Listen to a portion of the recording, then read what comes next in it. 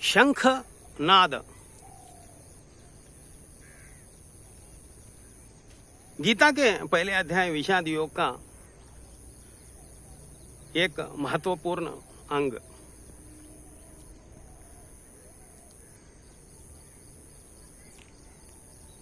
पृथ्वी हजारों सालों से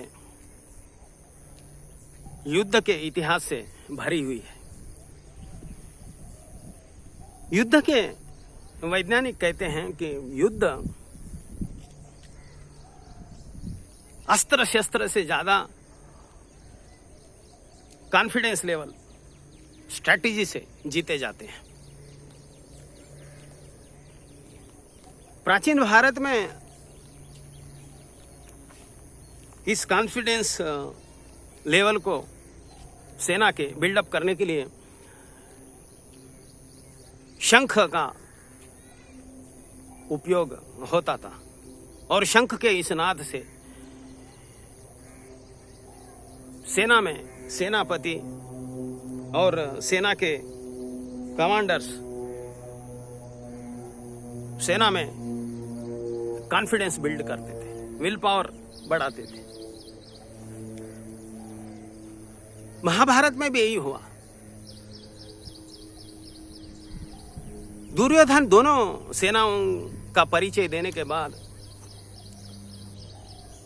अब दोनों कौरव और पांडव सेना सुसज्ज है युद्ध के लिए, लेकिन उसके पहले एक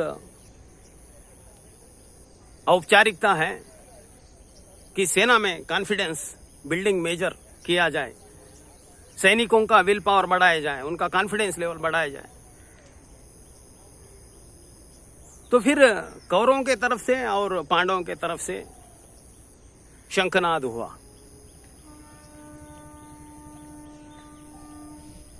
यहां तक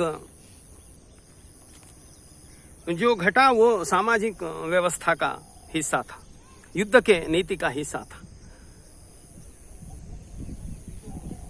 ये विशेषता यहां पर यह है कि पांडव सेना के जो सेनापति थे, कौरव सेना के जो सेनापति थे, उनका शंख का नाद अलग अलग है, उनका शंख का नाम भी अलग अलग है। अब शंख का नाम अलग अलग, ये तो हम पहली बार महाभारत में सुन रहे हैं। गांव का नाम अलग हो सकता है, देश का नाम अलग हो सकता है, एरिया का नाम अलग हो सकता है, वस्तु का नाम अलग हो सकता है, लेकिन शंख तो सब एक तरह के तो दिखते हैं। फिर उनका नाम अलग क्यों? फिर उनका जो नाद है उसका स्वभाव अलग क्यों? ये विशेषता है महाभारत के युद्ध की।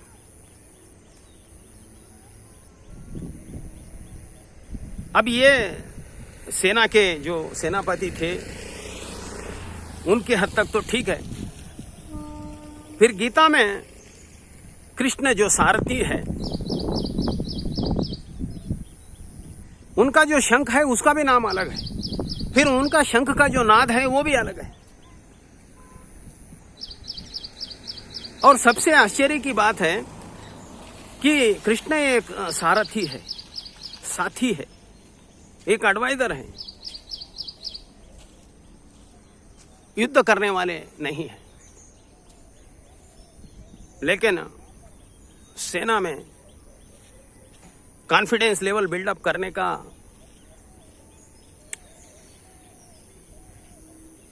जो ड्यूटी है, वो दायित्व भी कृष्ण यहां पर ले रहे हैं। अब यहां पर ये सवाल उठता है कि क्या ये कर्म का हिस्सा है या नहीं है।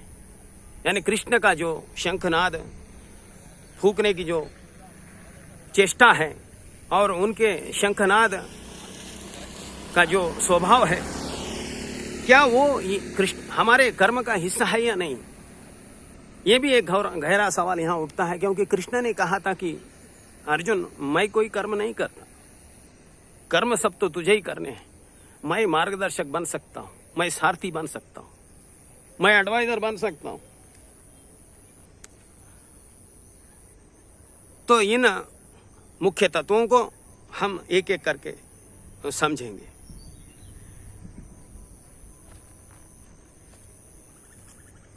यहां पर कृष्ण शंख को एक प्रतीक के रूप में इस्तेमाल कर रहे हैं। हमारे मन का, हमारे चित्त का जो शरीर है उसको बताने के लिए कृष्ण कह रहे हैं हमारा जो मन है, हमारा जो चित्त है, उसका शरीर शंख की तरह है। यानी कहते वो स्ट्रेट फॉरवर्ड नहीं है, सीधा नहीं है, तिरछा है, फिर उसकी गहराई है, फिर वो थोड़ा खुला हुआ है, ज्यादा बंद है, फिर उसकी गहराई कितनी है कोई नहीं बता सकता, फिर उसके अंदर क्या छिपा हुआ है ये भी कोई नहीं बता सकता। अब इसके लिए सूटेबल जो मेटाफर है, प्रतीक है, वो शंख ही है। तो कृष्ण के अनुसार जो आज हमारा मनोविज्ञान इसकी पुष्टि कर रहा है, हमारा जो मन है उसके 3 हिस्से हैं। चेतन मन जो ऊपरी हिस्सा है 5-10% का, दूसरा बड़ा हिस्सा है सबकॉन्शियस, अवचेतन, जिससे हमारा जीवन चलता है, हमारा पूरा स्वभाव प्रतिफलित होता है हमारे सबकॉन्शियस से, जो कि हमारे पर्सनालिटी का डोमिनेटिंग फैक्टर है। थर्ड, कलेक्टिव सबकॉन्शियस, यानी ये तीसरे भाग से हम अस्तित्व से जुड़े हैं। अब इसकी गहराई क्या है ये तो कोई नहीं बता सकता, लेकिन शंख का जो भीतर का हिस्सा है वो छुपा हुआ है, अंधेरा ही अंधेरा है, उसमें थोड़ा हिस्सा खुला है, यानी हमारा जो कॉन्शियस माइंड है हम उसे ही देख सकते हैं, फिर भीतर जो है वो अंधेरा ही अंधेरा है, उसकी गहराई भी तो किसी को मालूम नहीं, उसके अंदर भी क्या है किसी को मालूम नहीं। कृष्ण कहते हैं ये जो भीतर का जो अंधेरा है ये हमारे मन का कूड़ा कचरा है। ये कूड़ा कचरा कहाँ से आया? अनंत जन्मों के हमारे संस्कार जिससे हमारा माइंड कंडीशन बना, वो कचरा है। दूसरा, अनंत जन्मों के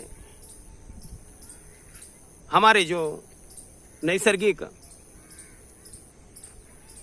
डिजायर्स थे, हमारी इच्छाएं थी, उनका दमन हुआ, उस दमन से जो रुग्णता पैदा हुई उसका कतरा है, न्यूरोटिकनेस। तो इस न्यूरोटिकनेस का कतरा संस्कार से कंडीशन हुआ हमारा मन, इसका कतरा, इन 2 कचरों से भरा हुआ है हमारा मन का शरीर, और ये अनंत जन्मों का है। कृष्ण कहते हैं शंख से जो नाद निकलता है वो शंख के स्वभाव से निकलता है, उसके भीतर के स्वभाव से। उसी तरह हमारा जो स्वभाव है, हमारी जो प्रवृत्ति है, हमारी जो फितरत है, जिसे मनोविज्ञान पर्सनालिटी पैटर्न्स कहता है, वो इस हमारे मन के पूरे शरीर से, collective subconscious to conscious mind तक, ये पूरे मन के शरीर से बाहर आ रहा है। और ये स्वभाव हर एक का अलग अलग है, इसलिए हर व्यक्ति के शंख का जो नाम दिया गया है वो उसके स्वभाव के अनुसार है, उसमें भी एक वैज्ञानिकता है। आगे जब हम इन नामों पर आएंगे तो उसकी चर्चा हम करेंगे। तो कृष्ण कहते हैं हर व्यक्ति की जो पर्सनालिटी है, उसका जो स्वभाव है, उसके जो मन का शरीर है उसके अनुसार है, तो वो अलग अलग होगा। सबका स्वभाव एक तरह का नहीं है, सबकी फितरत एक तरह की तरह नहीं है, सबकी प्रवृत्ति एक तरह की नहीं है। इसलिए ये शंख और उसका नाद, अब महत्वपूर्ण बात, शंख सिर्फ प्रतीक मेटाफोर ही वैज्ञानिक नहीं है, उसके जो अर्थ के स्रोत है भाषा के, उनमें भी काफी गहराई है।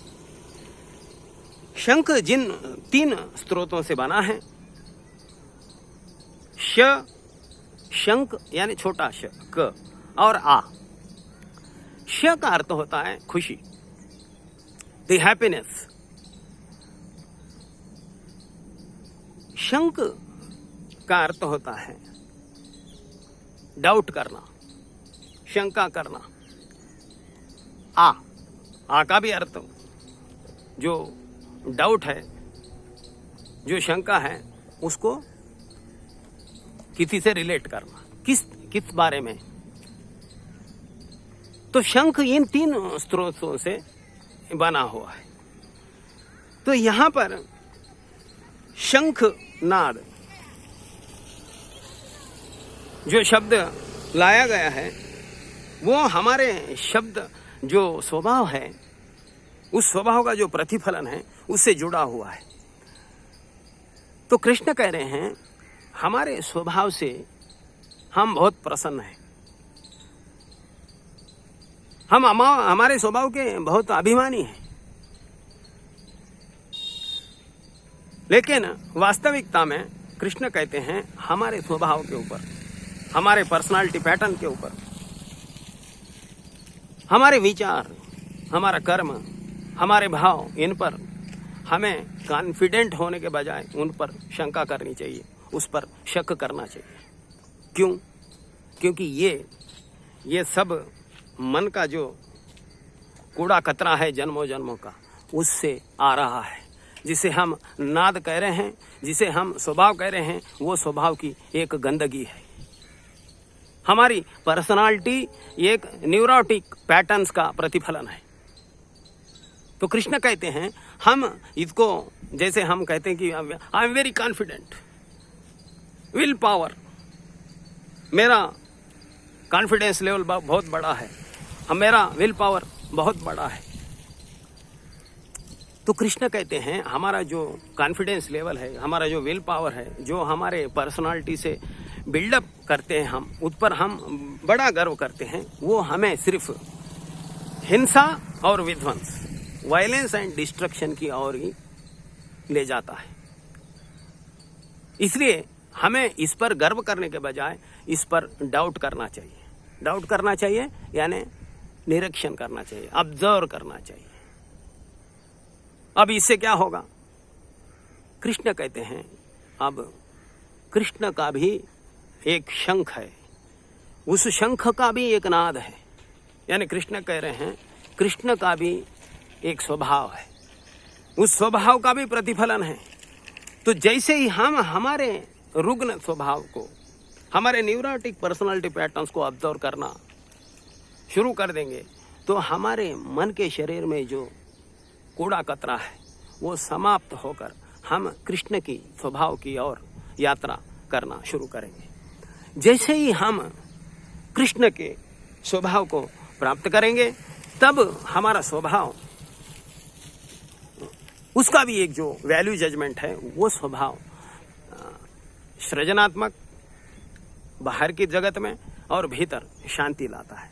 हर स्वभाव का एक वैल्यू होता है, पॉजिटिव या नेगेटिव, डिस्ट्रक्टिव या कंस्ट्रक्टिव। तो जब हम कृष्ण के स्वभाव को प्राप्त करेंगे, तब हमारा जीवन बाहर के जगत में सृजनात्मक होगा। यानी उसका वैल्यू होगा कि हमारे जीवन ऐश्वर्य से, पद, प्रतिष्ठा, पैसा, सब कुछ जो जीवन में हम चाहते हैं, सब कुछ हमारे इच्छा, हमारे कामनाएं जितने भी हैं, उसको पूरा करने में ये हमारे स्वभाव की ऊर्जा काम में आएगी। फिर उसका भीतर का जो प्रतिफलन होगा वो हमें एक गहन शांति, फुलफिलमेंट, एक समाधि की ओर लेकर चलेगी, जो कि हमारे जीवन का मुख्य उद्देश्य है। अगले पड़ाव में हम ये जो भीष्म का शंखनाद है, यानी कौरव सेना का जो शंखनाद है और कृष्ण का शंखनाद, इन दोनों में क्या फर्क है, इस पर प्रकाश डालेंगे। आज इतना ही। नमस्कार।